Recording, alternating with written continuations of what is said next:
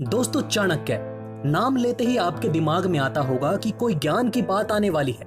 बात बिल्कुल सही है दोस्तों, लेकिन जहां तक मैंने आचार्य चाणक्य के बारे में पढ़ा है, उन्होंने अपनी चाणक्य नीति में जो कुछ भी नीतियां लिखी हैं वो जीवन के सत्य पर आधारित है, यानी कि प्रैक्टिकल ऑफ लाइफ पर उनका ज्ञान बेस्ड है। दोस्तों, आइए आज हम आपको उनकी एक नीति पर चर्चा करेंगे कि अगर आपका कोई अपमान करे तो आप क्या करोगे।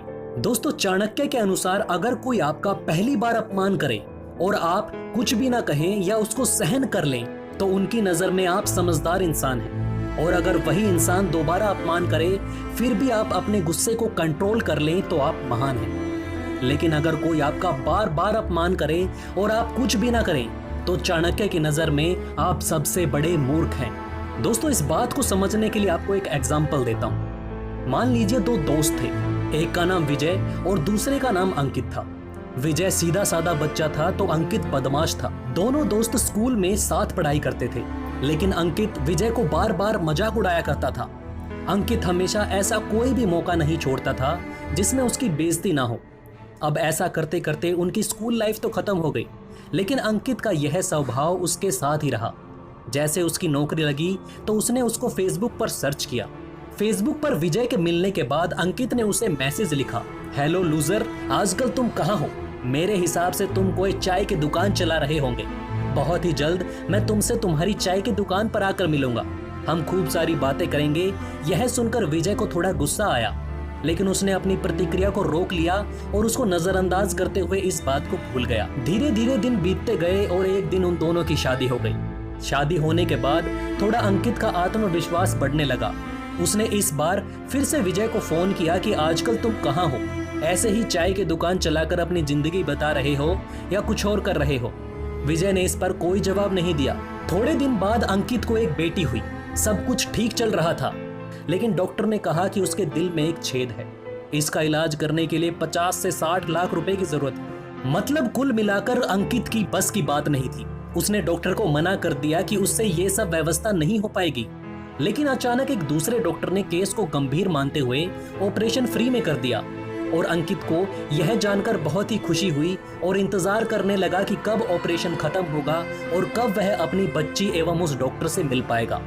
फाइनली इंतजार की घड़ियां खत्म हुई और डॉक्टर विजय और उसकी बेटी अंकित के सामने आ चुके थे। अंकित की आंखें नम हो गई। बेटी को लेने के बाद उस डॉक्टर के पैरों में गिर गया।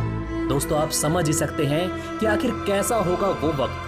जिस डॉक्टर ने ऑपरेशन किया था वह डॉक्टर विजय था, वही विजय जिसका पूरी जिंदगी अंकित ने मजाक उड़ाया। अंकित ने पैरों में गिरकर माफी मांगी क्योंकि वो शर्मिंदा है अपनी हरकतों के ऊपर कि उसने जिस दोस्त का मजाक उड़ाया वो आज काबिल है। उसने उस दोस्त की मदद की जिसने हमेशा उसका मजाक उड़ाया। उसने कहा कि विजय, मुझे माफ कर दो, मैं तुम्हारा एहसान कभी नहीं भूल पाऊंगा। तब विजय ने कहा कि दोस्त, ऐसा नहीं, यह मेरा फर्ज था और दोस्त होने के नाते मैंने तुम्हारे साथ ऐसा नहीं किया।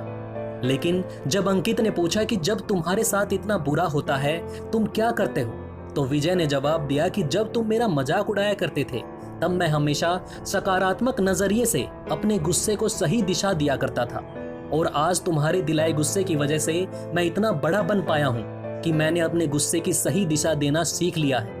दोस्तों, कुछ लोग नेगेटिव में भी पॉजिटिव ढूंढ लेते हैं और कुछ लोग नेगेटिव को भी हमेशा ब्लेम करते रहते हैं। दोस्तों, आशा करता हूं कि आपको इन बातों का मर्म समझ में आया होगा, और अगर चाणक्य नीति को आप अपने जीवन में उतारते हो तो यकीनन आप एक दिन उस मुकाम को हासिल कर पाओगे जहां पर आप जाना चाहते हैं। दोस्तों, अगर आप आचार्य चाणक्य की और भी नीतियों को जानना चाहते हैं और उनकी सोच को समझना चाहते हैं तो आप बिल्कुल सही जगह पर हो। यहाँ पर आपको आगे इससे भी बेहतर चीजें मिलती रहेंगी, और मुझे आपका साथ चाहिए। आपका कीमती समय देने के लिए दिल से शुक्रिया। इसी के साथ दोस्तों, मिलते हैं अगली वीडियो में। तब तक के लिए हमारे चैनल पर बने रहें। धन्यवाद।